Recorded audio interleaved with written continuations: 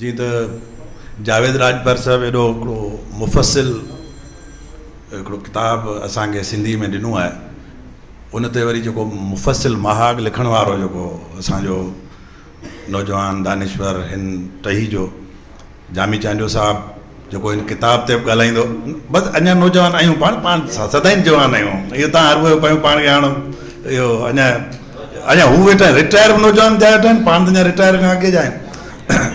सो जामी साहब खे आउं रिक्वेस्ट कंदुसि त जी किताब ते ॻाल्हाए ऐं मुख़्तलिफ़ जेके दोस्तनि जेके सवाल उथारिया आहिनि एनालिटिकल जाइज़ो किताब जो पेश करे। वॾी महिरबानी। हाणे असांजी औलाद नौजवान थी वई आहे इन करे असांखे इन मां रिटायर थियणु खपे, बाक़ी ज़हनी तौर नौजवान ज़रूरु आहियूं। त वॾी महिरबानी। साम्हूं वेठल तमामु घणा दोस्त सुञाण वेठल आहिनि ऐं मूंखे त सची ॻाल्हि इहा आहे त हेसि ताईं जेका गुफ़्तगू हिकु थी आहे उहा ॿुधी ऐं घणो सिखण लाइ बि मिलियो ऐं घणो सोचण जे लाइ मवाद में मिलियो ऐं दिली ख़ुशी थी त हिन महफ़िल में मां बि मौजूदु हुउसि ऐं यकीननि तव्हांजी कैफ़ियत बि इहा ई हूंदी। इन्हनि दोस्तनि खे शाबाश आहे जिन एॾो की वेहक रखी आहे। जेको तव्हांजो एक्रोनिम आहे हर्फ़ उहो मूंखे ॾाढो वणियो आहे, नालो जेको तव्हां रखियो आहे, छो त इंसान खे जंहिं शइ इंसान जी सूरत में हेसि ताईं पुॼायो आहे उन में जेके ॿ टे बुनियादी अंसर आहिनि उन में हिकिड़ो वॾो अंसर इन हर्फ़ जो ई आहे। इंसान बिना कंहिं ॿियनि जानवरनि सां सलाह करण जे पाण खे डिक्लेयर करे छॾियो अशरफुल मख़लूक़ात, बिना कंहिंखां सलाह करण जे। न हुन सलाह पखियुनि सां कई, न जानवरनि सां कई, न जीतनि सां कई, न कंहिं ॿियनि सां कई, जीवतुनि सां कई, पंहिंजो पाण खे सेल्फ हुन डिक्लेयर करे छॾियो आहे। पर जेकॾहिं का माण्हूअ खे फज़ीलत कंहिं मख़सूस माना में ॿियनि स्पेशीज़ ते हासिलु आहे त उहो उन मां हिकिड़ी वॾी फज़ीलत उहो हर्फ़ आहे जंहिं हेसि ताईं जे इंसान जे तजुर्बे ऐं इल्म खे बि महफ़ूज़ कयो आहे ऐं इंसान जे सोच ऐं फ़िक्र जी मानवियत खे बि महफ़ूज़ कयो आहे ऐं अॻे नसुलनि ताईं मुंतक़िल कयो आहे। इन करे इहो हर्फ़ वारो लफ़्ज़ ॾाढो वणियो मूंखे ऐं मुंहिंजी दिलि चए थी त जीअं एॾो की वेहक थी आहे हीअ त हिकिड़े किताब ते आहे, पर बहाना ॻोल्हे ॻोल्हे अहिड़ियूं वेहकूं हर महीने करणु खपनि ऐं कॾहिं कंहिं किताब ते, कॾहिं कंहिं मौज़ूअ ते, कॾहिं कंहिं हिकिड़े मज़मून ते, कॾहिं कंहिं हिकिड़े इस्म ते, कॾहिं कंहिं हिकिड़ी तनक़ीद ते तनक़ीदी वेहक थियणु खपे। इहे वेहकूं बार बार थियणु खपनि ऐं ज़ाहिर आहे इहे सभु असांखे सिखण जो मौक़ो फ़राहम कंदियूं। हीअ किताब जंहिं ते अॼु वेहक थी आहे, हाणे हिकिड़े पासे एॾा सुवाल उथारियल दोस्तनि उथारिया आहिनि, कचहरी पारस, मसरूर, अहमद ख़याम, इमदाद साईं, ॿिए पासे चवंदा लाइट वेंदी हली, मथां हेॾा पर्ची जो भउ बि आहे। सो आहे त वरी इम्तिहान जी ॻाल्हि, पर मां कोशिशि कयां थो त हिनखे उन वक़्त में बुनियादी ॻाल्हियूं कजनि। हीअ किताब मुंहिंजी ख़ुशबख़्ती आहे त छपजण खां पहिरीं मूंखे जावेद राजपर ॾिनो जो मुहाग इन किताब ते मोल कयो। हुन शरीफ़ माण्हू खे मूं रुलायो बि तमामु घणो, जो घणो वक़्तु मुंहिंजी टेबल ते पियो, किताब पढ़ी मूं छॾियो पर हुन ते लिखणु जीअं तव्हां सभिनी जी राय आहे त मूं पंहिंजे मुहाग में ॻाल्हि इहा लिखी आहे त इन मौज़ूअ ते हिकिड़ो निहायत आलमाना ऐं फ़िक्र अंगेज़ किताब आहे ऐं उन में ज़ाहिर आहे त इल्मी पासो तहक़ीक़ जो आहे, बाक़ी ओरिजिनल पासो बि आहे जेको हुन पंहिंजो तनक़ीदी जाइज़ो पेश कयो आहे। इमदाद साईं ॻाल्हि कई त हीअ किताब ख़ालिस एकेडमिक हुजे हा ऐं हिन में राइटर पंहिंजा तजिया घटि पेश करे हा। मुंहिंजी सोच इन जो उबतड़ आहे। उनजो सबबु इहो आहे त कंहिं बि किताब लिखण जे पोयां लेखक जो मक़सदु कहिड़ो आहे। त ज़ाहिर आहे जावेद राजपर जो मक़सदु इहो त नाहे त को हुनखे MPhil ऐं PhD वारनि शागिर्दनि खे सपोर्ट करण लाइ किताब फ़राहम करणो हो या हुनखे को एकेडमिक इन मौज़ूअ ते किताबनि में कंहिं वधारो करणो हो। हुनजो हिकिड़ो ख़ासि मनसूबो आहे त हू समाज खे सियासी ॾिसणु चाहे थो ऐं उहो बि तरक़ी पसंदि ऐं इनक़िलाबी माना में सियासी ॾिसणु चाहे थो ऐं उहो समाज खे इन तरफ़ लाहिणु चाहे थो। इन करे इन किताब जो मक़सदु ई इहो आहे। इन करे उहो मक़सदु कॾहिं पूरो कोन थिए आहे जेकॾहिं उन में साहिब किताब जो बुनियादी तजियो पंहिंजो शामिलु न हुजे। इन करे इहा क्रिटिकल जेको पासो आहे हुनजो इहो लाज़मी आहे। हा, यूनिवर्सिटी जो को प्रोफेसर लिखणु चाहे हिकिड़ी ख़ालिस एकेडमिक मक़सदु तहत त पोइ उन जूं तक़ाज़ाऊं ॿियूं आहिनि ऐं उहे किताब मौजूदु बि आहिनि, माण्हू लिखी सघनि था। हाणे किताब जो जीअं त मां मुहाग लिखी चुको आहियां, इन करे उनखे वरजाइण जे बजाए जो मां उन वरजाव में अचां, उहे त जेके मुंहिंजा ख़्याल हुआ मां बाब ऐं हिसे वाइज़ उन पंहिंजे मुहाग में तफ़सील सां ॾेई चुको आहियां।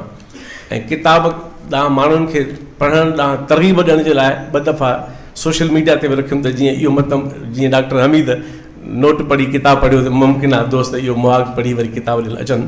सो उन्हनि शयुनि ते मां नथो वञा। मां तव्हां सां हिते ॿ ॻाल्हियूं करणु चाहियां थो, मतिलबु ॿिनि पासनि ते ॻाल्हियूं करणु चाहियां थो। किताब ही अहिड़ो मौज़ू अहिड़ो आहे जंहिंजो तालुक़ु इंसानी तारीख़ सां बि आहे, इंसानी फ़िक्र सां बि आहे, इंसानी तारीख़ जे ताक़त जे सवाल सां बि आहे, रियासत सां बि आहे, समाज सां बि आहे, ऐं इंसानी फ़िक्र इल्म सां बि आहे, ऐं इंसानी तारीख़ में आयल तब्दीलियुनि सां बि आहे। इन करे ज़ाहिर आहे त किताब जो मौज़ूआती इहातो तमामु घणो वसी आहे ऐं इन मां कंहिं बि पासे खे सियासत खां ऐं सियासी इल्म ऐं फ़िक्र अमल खां धार करे ॾिसणु मुमकिन बि न आहे। इन करे हिन किताब हिकिड़ी वसी दुनिया खोले छॾी आहे पढ़ंदड़ जे साम्हूं। ऐं ज़ाहिर आहे त उन्हनि सभिनी मौज़ूअनि ते एतिरे तफ़सील सां कंहिं बि लेखक लाइ किताब मुमकिन न आहे, पर हुन जेतिरी ज़रूरत आहे उन आहार हुन उनखे पंहिंजे इहाते में आंदो आहे। मां जेके ॿ ॻाल्हियूं तव्हां सां ॿिनि हवाले करणु चाहियां थो। हिकिड़ो हिते कुझु सुवाल उथिया आहिनि, मां उन्हनि ते पंहिंजी राय ॾियणु चाहियां थो। ज़ाहिर आहे हिकिड़े इल्मी ऐं फ़िक्री मुकालमे जो मक़सदु इहो हूंदो आहे त इहो डिस्कोर्स अॻियां वधे। ऐं उनखां अॻु में जेको मुंहिंजो इरादो हो त मां मुहाग में इहो पासो शामिलु कयां, ऐं मूं जावेद खे बि चयो त तव्हांजे किताब में बि तव्हां करे सघो। अॻे किताब वॾो थी वियो आहे, मूंखे चई त मुंहिंजो इहो तव्हां बाब हिन में इज़ाफ़ो कयो, पर ज़ाहिर आहे हुन बि एतिरो उते प्रेशर हो किताब वॾो थी चुको आहे। ऐं मां बि जॾहिं मुहाग उनखे लिखी ॾिनो त उन्हनि ॾींहंनि में सख़्तु मसरूफ़ हुउसि, उहो कोन लिखियुमि। पर जेकॾहिं ॿियो छापो हुनजो आयो ऐं हुन मूंखे वरी चयो त मां उनखे इन आधार मुकमल करणु चाहींदुसि, जेका शइ तव्हां सां मां हाणे थो ॻाल्हि करणु चाहियां। हाणे सियासत जो तालुक़ु चइनि शयुनि सां त लाज़मी आहे। सभ खां पहिरीं ॻाल्हि त सियासत ज़ाहिर आहे त जॾहिं खां रियासत या इंसान जी गिरोही ज़िंदगी शुरू थी आहे, माना पावर स्ट्रक्चर जॾहिं जुड़ियो आहे, पावर स्ट्रक्चर जी जेतिरी बि तारीख़ आहे सियासत जी तारीख़ ओतिरी पुराणी आहे। ऐं को बि पावर स्ट्रक्चर ज़ाहिर आहे को हवा में त कोन्हे, उहो पावर स्ट्रक्चर ज़रूरु कंहिं रियासत ऐं समाज जे स्ट्रक्चर्स जे अंदरि ऑपरेट थो करे। इन करे जॾहिं चऊं था सियासत त उन में रियासत जूं सभई शिकिलियूं, इर्तिकाई ॾाका, रियासत ते क़ाबिज़, रियासत में दिलचस्पी रखंदड़ ऐं रियासत ते हावी थींदड़ ऐं रियासत खे इस्तेमालु कंदड़ जेके बि समाज जूं क़ुवतूं आहिनि उहे सभिनी में अचनि थियूं। ऐं आख़िरी ॻाल्हि त रियासत ख़ुदि बि जीअं सियासत हवा में नथी थी सघे, उहा रियासत जे मार्फती साम्हूं अचे त रियासत बि कंहिं न कंहिं समाज जी बीहक में थी बीह कमु करे। रियासत जी जाग्राफ़ी फ़क़ति ज़मीन न आहे, रियासत जी समाजी जाग्राफ़ी जेका आहे उहा उन रियासत जा माण्हू आहिनि, उन रियासत जो समाज आहे। ऐं उहो समाज जेको तबक़ाती तरह ऐं हर तरह ऐं मुख़्तलिफ़ शिकिलुनि में ज़ाहिर आहे त पंहिंजो ऑर्गेनिक फॉर्म्स रखे थो, उनजे सुठे ख़राब ते पुठा अचूं। रियासत जो सियासत जो जेको ॿियो पासो आहे उहो मिसाल तौरु निज़ाम, जीअं मिसाल चऊं था असां कंहिं माण्हू वटि ख़्यालु आहे, पर ख़्यालु त हिकिड़ी वक़्ती ऐं इनफ़रादी हिकिड़ी वार्ता आहे। पर जॾहिं को ख़्यालु मुनज़्ज़म थिए थो त चऊं था त इहो निज़ाम ख़्यालु आहे, इहो हाणे सिस्टम ऑफ थॉट आहे, इहो थॉट न आहे। जॾहिं को ख़्यालु कंहिं इनफ़रादियत मां मथे चढ़ी ऐं कुलियत ऐं इज्तिमाइयत जी का सूरत वठे थो त चऊं था त इहो हाणे सिस्टम ऑफ थॉट आहे। इनखे ई आइडियोलॉजीज़ या नज़रिया या निज़ाम चए थो। त हाणे निज़ाम जो लफ़्ज़ तमामु वसी माना में आहे। निज़ाम समाजी बि आहिनि, निज़ाम सक़ाफ़ती बि आहिनि, निज़ाम मुआशी बि आहिनि, निज़ाम सियासी बि आहिनि, निज़ाम इल्मी बि आहिनि, निज़ाम फ़िक्री बि आहिनि, निज़ाम ख़्यालनि जा बि आहिनि, निज़ाम मफ़ादनि जे तानी पिट जा बि आहिनि। हिकिड़ी वॾी दुनिया आहे इन लफ़्ज़ निज़ाम जे अंदरि। त सियासत जो तालुक़ु पावर स्ट्रक्चर सां गॾोगॾु उन्हनि निज़ामनि सां बि आहे जंहिंमें डिस्कस काफ़ी थियल आहे। मां हिकिड़ी सिर्फ़ु उनजी ऐं फ़िक्र उनखे मां उमूमी तरह हुन जो हिसो सम्झां थो, पर ख़ुसूसी तरह जॾहिं को पावर ठही बीहे थो ऐं पावर खे पंहिंजा स्ट्रक्चर पैदा करे थो ऐं पंहिंजा मफ़ाद पैदा करे थो, त पावर जो हिसो थींदड़ ऐं पावर खे चैलेंज कंदड़ ॿिन्ही सूरतुनि में इंसानी फ़िक्र उन में पंहिंजो किरदारु अदा करे थो। या त को पावर फ़िक्र आहे जेको उन पावर जो बांह ॿेली आहे, या त को फ़िक्र आहे जेको उन पावर जे पाड़ुनि में आहे, उनजे रूह में रचियल आहे, उनजो हिसो आहे, उनजे सर्वाइवल ऐं बचाव जो हिसो आहे, ऐं या त के पावर जूं शिकिलियूं आहिनि थॉट जूं, फ़िक्र जूं, जेके उन पावर जे स्ट्रक्चर जे जवाब में रद में के ॿियूं बीहारनि थियूं। इहे सभई ज़ाहिरात हिन सॼे जा मौज़ू आहिनि। हाणे हिन में जेका शिफ्ट आई आहे वॾी हिकिड़ी, जेका शइ सम्झणु अॼोके दौर जो सुवालु आहे, मॉडर्निटी जॾहिं आई, क्लासिकल दौर त ॾिसो, क्लासिकल दौर जा घणा पासा आहिनि, पर हिते मां मुख़्तसिर जेतिरी निस्बत आहे, क्लासिकल दौर जे माण्हूअ खे रियासत मां एॾी उमेद कोन हुई, छो त क्लासिकल दौर जे माण्हूअ खे उहो रियासत जो सब्जेक्ट हो, हुनखे ख़बर आहे त मां त कुझु बि न आहियां, हे बादशाह हुआ, को वॾो आहे, को मालिक आहे, क़बाइली सरदार आहे, को शहनशाह हुआ, को राजा आहे, को महाराजा आहे। माण्हूअ खे इहो वेसाह ई कोन हो मजमूई तरह त को मूंखे रियासत बि मुंहिंजे ज़िंदगीअ में, को मुंहिंजे मफ़ाद में या मुंहिंजे तवक़ुआत जे ख़्याल खां का शइ आणे सघे थी। इन करे माण्हू ॿिनि शयुनि में फाथल हो, क्लासिकल दौर जो माण्हू मजमूई तरह, या त हू सम्झी रहियो हो त जेके मुंहिंजा मसइला आहिनि उनखे ॿुधायो ई वियो, तुंहिंजा सभई मसइला मथां आयल आहिनि, उन्हनि जा हल अॻे ई तय थियल आहिनि, उनजी निज़ाम जो इताअत फर्मा बरदार कंदड़ माण्हू थींदे त तुंहिंजी निजात आहे। इन करे क्लासिकल दौर जो माण्हू पंहिंजे मसइलनि लाइ पाण खे ज़िम्मेवार सम्झे ऐं पाण खे उनजो निजात दहिंदा सम्झे। इहो एक्सेप्शनल सेंस में त हुयो, जनरल सेंस में इहो फिनोमिना न हो, छो त इहो फ़िक्र, इन करे क्लासिकल दौर जो माण्हू या मज़हब या देवताउनि या ख़ुदाउनि या हिकिड़ी परसीव दुनिया ॾांहुं वधाए रहियो, या उहो पंहिंजी जंहिं रियासत में रही रहियो, समाज जे ॿिए में रही रहियो, हुनखे उन्हनि पावर स्ट्रक्चर्स जी न सम्झ हुई, न उनखां उमेद हुई, हू सम्झे पियो लिखियो लेख आहे, इहो मुंहिंजी क़िस्मत आहे त मां इहा सूरत हाल आहे। मॉडर्निटी छा कयो? मॉडर्निटी माण्हूअ खे क्लासिकल दौर जे ॿिन्ही तस्वरनि मां कढण में वॾी मदद ॾिनी। जदीदियत जे दौर माण्हूअ खे वेसाह ॾिनो त मसइला बि हिते ई पैदा थिया आहिनि ऐं उन्हनि जो हल बि इंसानी अकुल जे तदबीरुनि सां हिते ई निकिरंदो।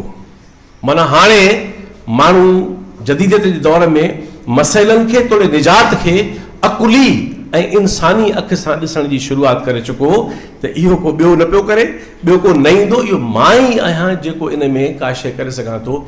इन करे जदीदियत जो दौर माण्हूअ खे इहो वेसाह ॾिनो ऐं हे जेके बि शिकिलियूं आहिनि अकुल जूं, फ़िक्र जे नए जूं, इनफ़रादी आज़ादियुनि जूं, ऐं रूसो खे त शौक़ु न हो त रियासत ठहे, हो त अनार्किस्ट हो, रूसो त चए पियो त वापसि हलो फितरत ॾांहुं, पर जीअं एॾो तव्हांखे शौक़ु आहे त तव्हांखे हरूभरू रहणो आहे रियासत में, त पोइ तव्हांजे लाइ ज़रूरी आहे त सेल्फ रूल हुजे। पोइ तव्हांखे ख़बर आहे त हॉब्स खां वठी, लॉक खां वठी, यको पॉलिटिकल थियरीज़ जो दौरु आहे। इन सॼी शइ जो लबे लबाब छा आहे? लबे लबाब इहो आहे त माण्हूअ जूं तदबीरूं ऐं माण्हूअ जो फ़िक्र ऐं अमल ई आहे जेको हुन जी हयातीअ जे वहिंवार खे तब्दील करे सघे थो। इहो इंसानी सवालु आहे, इहो ख़ुदाई सवालु न आहे, इहो माफ़कुल फितरत सवालु न आहे। ऐं रियासत बि उन में शामिल थी वई त रियासत माण्हू ठाहे सघे थो, ड्राहे बि सघे थो, तब्दील बि करे सघे थो, कब्ज़ो बि करे सघे थो, फुरे बि सघे थो, पंहिंजे मर्ज़ी जी ठाहे बि सघे थो। इहे सभु सुवाल जदीद इंसान खे ॾिना। हाणे जेको मिसाल तौरु जावेद राजपर जे किताब जो बुनियादी मक़सदु आहे उहो इहो ई आहे न त हीउ जेको आलमी इंसानी समाज आहे उहो आलमी हुजे, ऑर्डर हुजे, या मुल्क जो ऑर्डर हुजे, या जेको बि पॉलिटिकल ऑर्डर आहे, जेका पावर जी शिकिल आहे, इन सॼी पावर जी शिकिल में अॼोके दौर किताब जो मक़सदु इहो आहे त अॼोके दौर जो माण्हू इनखे सम्झे, पंहिंजी सम्झ खां पोइ पंहिंजी कथ करे त छा थो करे सघे, ऐं पोइ आख़िर में उन्ही जे लाइ पंहिंजे पति जो इनफ़रादी ऐं इज्तिमाही मुनज़िम अंदाज़ सां ऐं ॿियनि शिकिलुनि में किरदारु अदा करे। हिन किताब जे लिखण जो मक़सदु इहो आहे। उन हिकिड़ा चैलेंज दरपेश आहिनि। सुभाणे पुरत मुज़ाहिमत जो कन्वेंशन पियो थिए, असांखे ख़ुशी पई थिए समाज में जेतिरियूं बि अहिड़ियूं शयूं थियनि थियूं असांजूं पंहिंजूं शयूं आहिनि। ॿियूं जमातूं बि आहिनि, तंज़ीमूं बि आहिनि, गिरोह बि आहिनि, फ़र्क़ु हूंदा, ठीकु आहे, समाज जा ज़रूरु हूंदा, पर मजमूई तरह इहे तदबीरूं आहिनि, इहे बहितरीनु क़दम आहिनि। रुकावटूं कहिड़ियूं आहिनि? त हीअ जेका सूरत हाल आहे जंहिंखे चऊं था पोस्ट मॉडर्निटी या पोस्ट मॉडर्निज़म, हाणे तव्हां असां सॼो 400 सालनि में जदीद त ॿुधायो त इहे सभु सवाल इंसानी सवाल आहिनि ऐं अकुल जे तदबीरुनि सां इहो सवाल हल थींदो। हाणे जेका सूरत हाल आहे ख़बर थी पए त माण्हूअ खे अकुल ड्राइव नथो करे, अकुल सानवी रहिजी वियो आहे, अकुल सेकेंडरी रहिजी वियो आहे ऐं अकुल ते हावी ॿियूं सिचुएशन्स आहिनि जेके माण्हूअ जे इनफ़रादी ऐं इज्तिमाही समूरे वहिंवार खे हलाए रहियूं आहिनि ऐं माण्हू ॾिसंदे वाइसंदे सम्झंदे बि केतिरियूं शयूं माण्हू सम्झो अकुली तरह सही न आहिनि, करे थो। सभु कयूं था, असां बि कयूं था, छो त सिचुएशन में आहियूं। त अॼोके दौर जो माण्हू खे तव्हां त माण्हूअ खे अकुल सां वठी ईंदव न। तव्हां माण्हूअ खे रियासत जे साम्हूं, समाज जे साम्हूं, जबर जे साम्हूं, जहालत जे साम्हूं जेका बि सूरत आहे जबर ऐं जहालत जी ऐं तफ़रीक़ जी, उन में ज़रूरु तव्हां शऊरी कोशिशुनि सां माण्हूअ खे शऊरी वजूद तौरु बीहारींदव, तॾहिं उहो अचे बीहंदो। अॼोके दौर में वॾो कॉन्फ्लिक्ट आहे माण्हूअ जे ज़िंदगीअ जे अमली पासे ॾांहुं ऐं हुन जे अकुली पासे में। त मां इहा तव्हांजे साम्हूं हिकिड़ो सवाल थो रखणु चाहियां त इहो चैलेंज आहे हिन किताब जे मनसूबे खे अमल में आणण जे लाइ त हिन दौर में इनखे एड्रेस। मां इन मतिलबु छा थियो, हिकिड़ी ॻाल्हि दिलचस्प आहे, हिकिड़े दौर जूं एक्सेप्शनल शयूं अॻे दौर जूं मामूल आहिनि। यानी हिकिड़े दौर में कमाल, माण्हू हैरान थी वियो, कमाल ही कमाल, अॻे दौर जो मामूल आहे, रूटीन आहे। त इन जो मतिलबु थियो त अॼोके दौर में इन पोस्ट मॉडर्निटी खे चैलेंज करे नए क़िस्म जो इंसान पैदा करण लाइ रूटीन वारा, मामूल वारा, कल्ह की एक्सेप्शनल शयूं हाणे रूटीन आहिनि। उहे अॼोके दौर जे लाइ एक्सेप्शनल शयूं कहिड़ियूं थी सघनि थियूं जेके इन माण्हूअ खे मोटिवेट कनि, इन माण्हूअ खे इन पासे वठी अचनि। इहो वॾो चैलेंज आहे। जदीदियत जो हिकिड़ो वॾो आउटकम इहो हो त हर हल इज्तिमाहियत में ॻोल्हण जी कोशिशि कई वई। वींदे सरमाएदारी जेका बज़ाहिर चए थी त सभु कुझु फ़र्द आहे ऐं इंडिविजुअल सॉवरेंटी सभु कुझु आहे, उहा बि पंहिंजे निज़ाम में ॻोल्हे कुलियत थिए। यानी हिकु अहिड़ो फ़िक्र जेको मुकमल तरह फ़र्द खे जी सॉवरेंटी खे, आज़ादी खे सभु कुझु सम्झे थो, उहो बि इहो नाटक कंदे दरअसल पंहिंजे दौर जे निज़ाम जी कुलियत जी ॻाल्हि थो करे। कुलियत जो शऊर ऐं सम्झ या कुलियत इतलाक़, इहो जदीदियत जो वॾो हासिल हो। अॼोके दौर में छा आहे, अॼोके दौर जो वॾो दबाव इहो आहे त तेज़ीअ सां कुलियत वञी रही आहे। इनफ़रादी ज़िंदगियुनि में तोड़े इज्तिमाही ज़िंदगियुनि में, शऊर में तोड़े लाशऊर में, अमल में तोड़े ख़्याल में, जेका बि असांजी ज़िंदगी जी बीह कहे उन में मजमूई तरह जेका हिन दौर जी ड्रोड़ आहे ऐं दौर जो फ़हम आहे, कॉमन सेंस, उहो माण्हू खे चए थो त इज्तिमाही त कुझु बि न आहे, उन खां सभु कुझु इनफ़रादी आहे। ओके, इहो वॾो हिकिड़ो, छाकाणि त हे नओं समाज, हे नई रियासत, हे सॼो जेको असां हिन किताब जो बुनियादी मक़सदु आहे, जेका ॻाल्हि करे चुका आहियूं, मां वरिजा नथो आहियां, मां बि लिखी चुको आहियां पंहिंजे मुआग में, इहो सभु कुझु दरअसल इज्तिमाहियत ॾांहुं वापसी ऐं इज्तिमाहियत ॾांहुं माण्हू खे रुजू करण जो हिकिड़ो शऊरी एफर्ट आहे, हिकिड़ो सम्झ जो आहे। पर हाणे हे जेको दौरु आहे जंहिंमें सॼो दबाव इन शइ ते आहे। ओके, हल जदीदियत वटि, मज़हबनि वटि हिकिड़ी सिंपल डिवाइड हुई न, बाबा हीअ दुनिया आर्ज़ी आहे, हीअ रियल लाइफ न आहे। इन करे हिन में हिकिड़ी दिलि लॻाइणी, हिन में तव्हां हिकिड़े प्रोजेक्ट तां आया आहियो, तव्हां इहे सभु पंहिंजा कृत कारोबार करे, मामला करे, इहे सभु शयूं करे, भॻवान खे राज़ी करे, सभु मामला करे, पंहिंजो मार्कूं सुठियूं खणी वञी लॻो पंहिंजे कम सां। असुल ज़िंदगी उहा ई आहे, उहा अबदी आहे, उहा अज़ली आहे, उनखे मौत न आहे, उनखे ज़वाल न आहे, उहा हमेशह जे लाइ आहे। हाणे माण्हू लॻो ॿिए कम सां, हीअ कुझु बि न आहे, हिन में हिकिड़ी प्रोजेक्ट आहे हिकिड़ो हुनजो। पर जदीदियत जे दौर माण्हूअ खे जॾहिं पंहिंजो पाण ते वेसाह ॾिनो त उनखे इहो सम्झाइण जी कोशिशि कई त हल आर्ज़ी न कढ, हल देर पा कढ।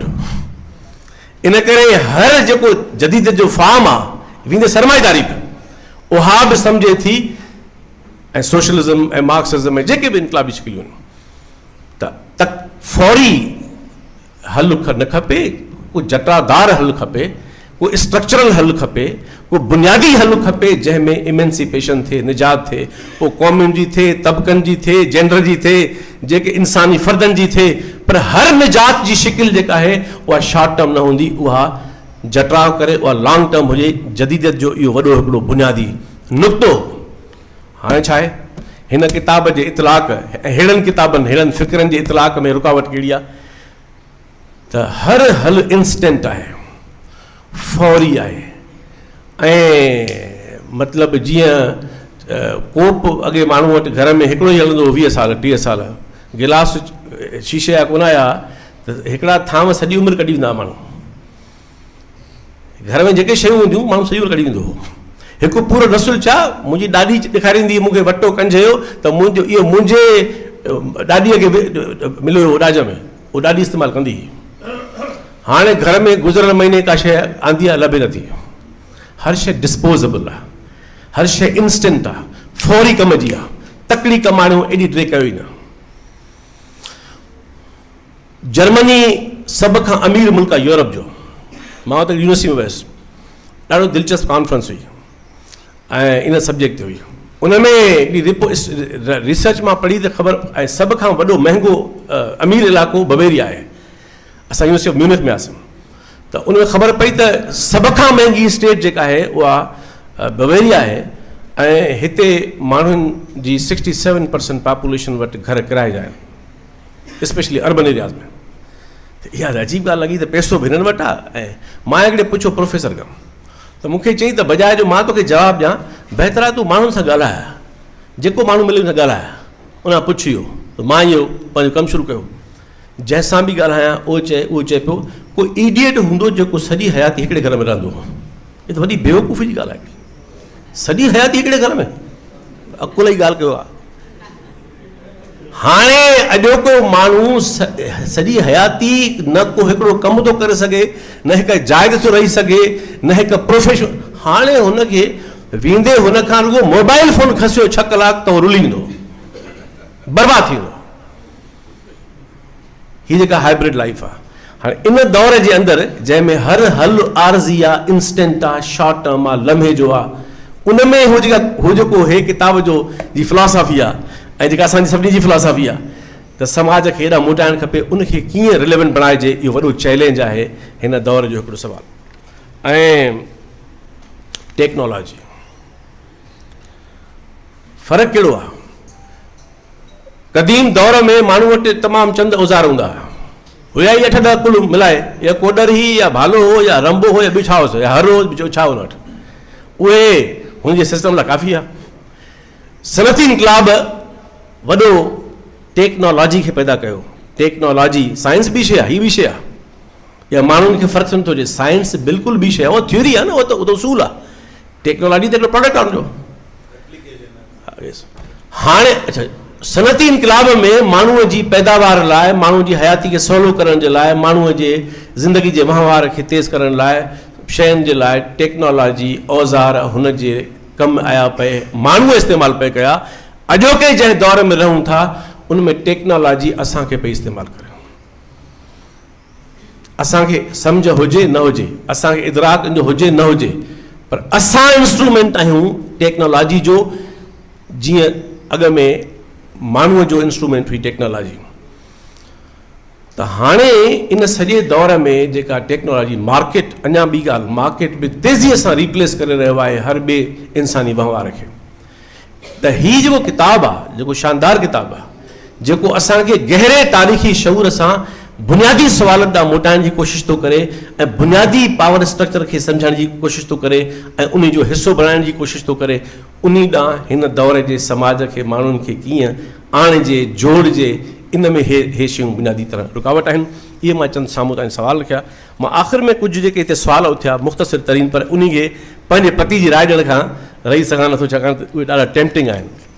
मिसाल तौरु हिकिड़ो पारस ॾाढो सुठो ऐं तव्हांजा जी गुफ़्तगू जो सभिनी खां हसीन पार्ट इहो हो त तव्हां कुझु पंहिंजा ख़्याल ॾिना, पंहिंजूं ॻाल्हियूं कयूं, पर तव्हां तमामु घणा क्रिटिकल सवाल बि उथारे वियो ऐं इहो ई मक़सदु हूंदो आहे कंहिं बि अहिड़ी वेह कजो त क्रिटिकल सवाल उथारजनि जेके हिन समाज खे मजबूर कनि।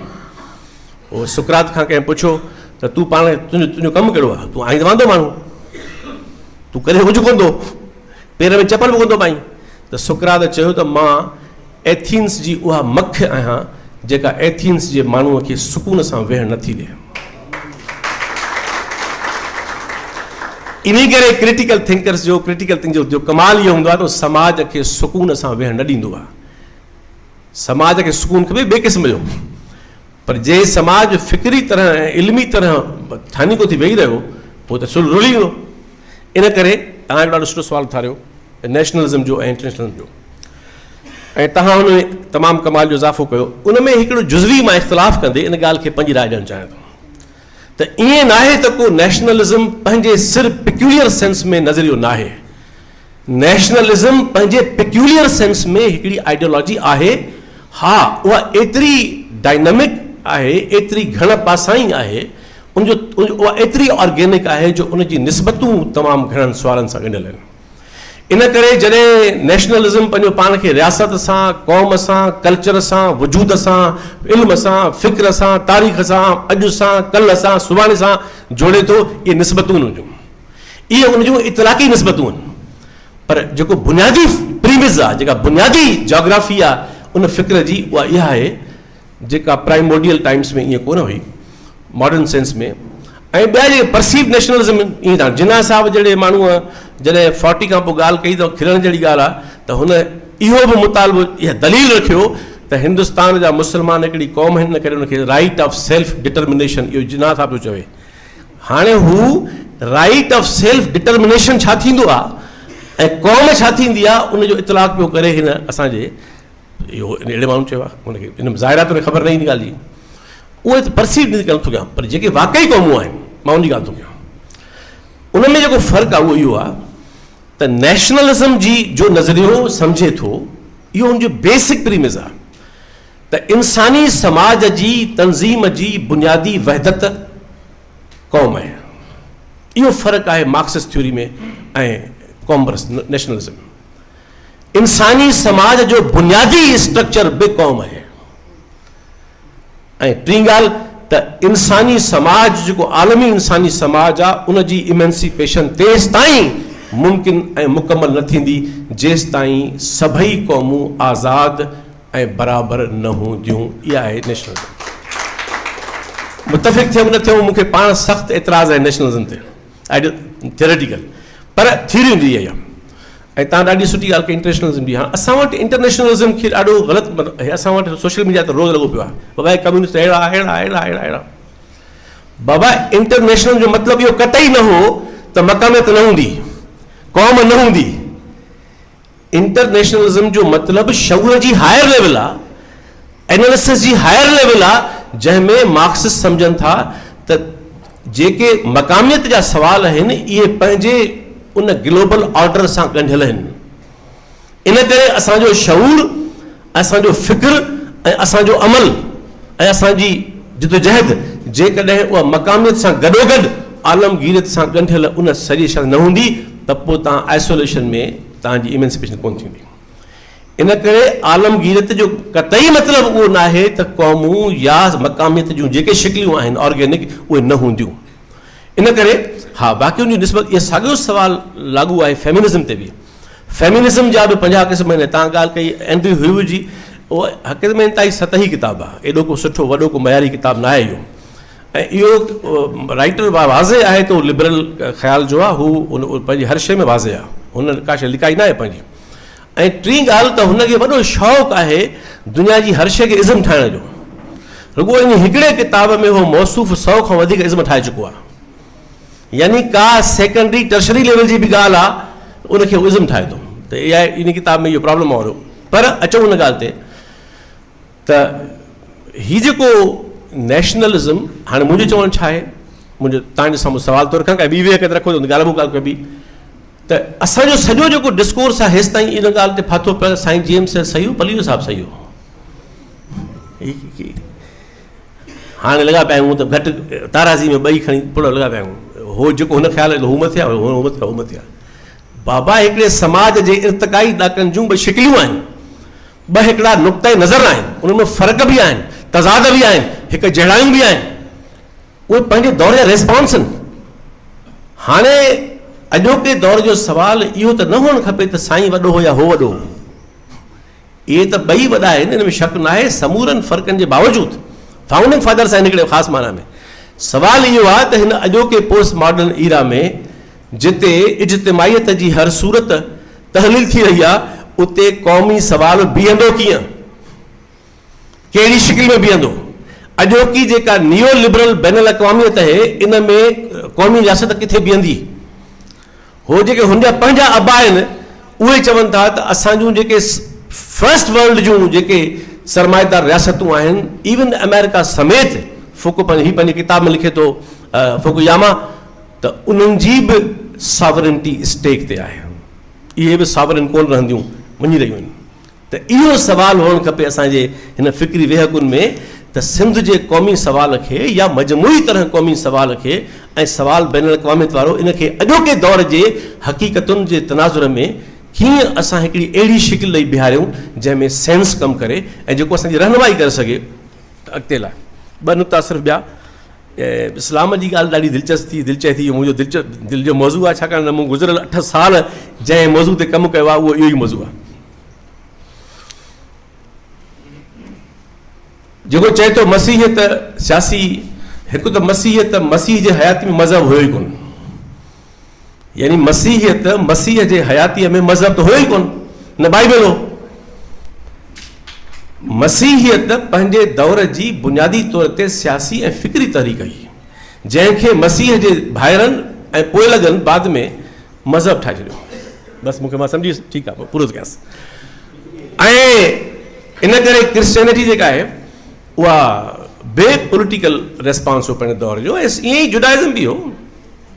मुस्लमाननि जो जेको सुवालु आहे इस्लाम जो, ऐं हीउ जेको इदरीस वेठो आहे, हुन ॾाढो सुठो किताबु लिखियो आहे। ऐं मिसाल तौर मुस्लमाननि में वॾे ज़माने खां हिकिड़ो वॾो बहस आहे त इस्लाम मज़हब आहे या इस्लाम दीन आहे। इहो सुवालु ॾाढो दिलचस्पु आहे। उहो सभु डिनाए था कनि त इस्लाम मज़हब न आहे, ऐं परवेज़ त वेंदे इन हद ताईं वियो चई त मज़हब मां जान छॾायो, छो त इस्लाम दीन आहे। फ़र्क़ु कहिड़ो आहे, मज़हब इनफ़रादी थींदो आहे ऐं दीन इज्तिमाई थींदो आहे।